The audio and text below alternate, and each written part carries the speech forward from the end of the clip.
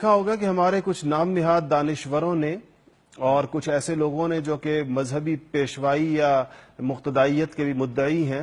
انہوں نے کچھ عرصے سے ایک باقاعدہ ایک کمپین چلائی ہوئی ہے جس میں عمل صالح کو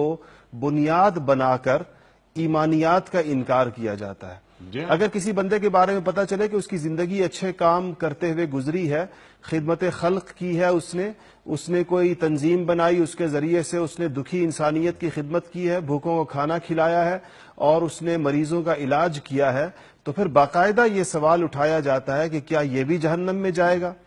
تو یہ تو اس کے زیادہ سے زیادہ اس سے اعمال صالحہ ثابت ہو گئے، اس کی خدمت خلق ثابت ہو گئی اور اس کی لوگوں کے ساتھ ایک بھلائی ثابت ہو گئی، لیکن ایمان اور عقیدہ کہاں گیا؟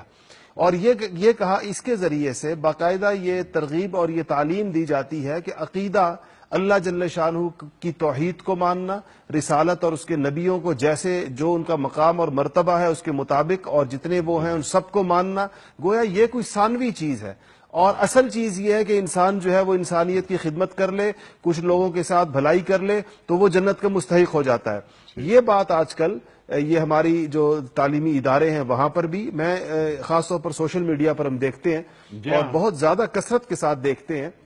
کہ بہت سے لوگوں کے کاموں کو دیکھ کر، ابھی پچھلے دنوں جب جرمنی نے کچھ سیریا کے پناہ گزینوں کو جگہ دی تو ان کی جو چانسلر مرکل ہیں، میں نے کچھ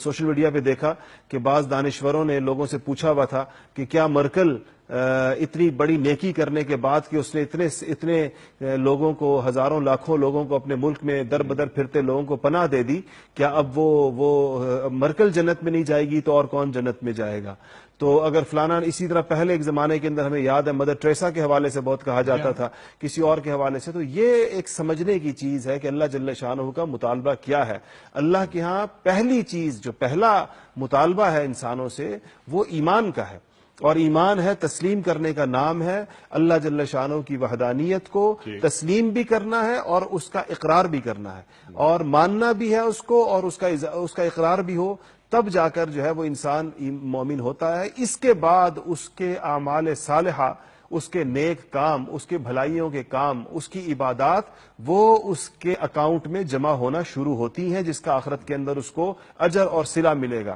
اگر اس کے بغیر دنیا کے اندر کوئی اچھے کام کیے جائیں، اس کا صلہ دنیا میں تو مل سکتا ہے لیکن آخرت کے اندر نہیں ملے گا۔ اللہ پاک نے واضح طور پر فرما دیا کہ فَلَا نُقِيمُ لَهُمْ يَوْمَ الْقِيَامَةِ وَزْنًا، کہ ایسے لوگوں کے جو اللہ پر ایمان نہیں لاتے اور جو رسول اللہ پر اور انبیاء پر اور آخرت کے دن پر اور فرشتوں پر جو ضروری ایمانیات ہیں، جو اس کے اوپر ایمان نہیں لاتے، ان کے اعمال کو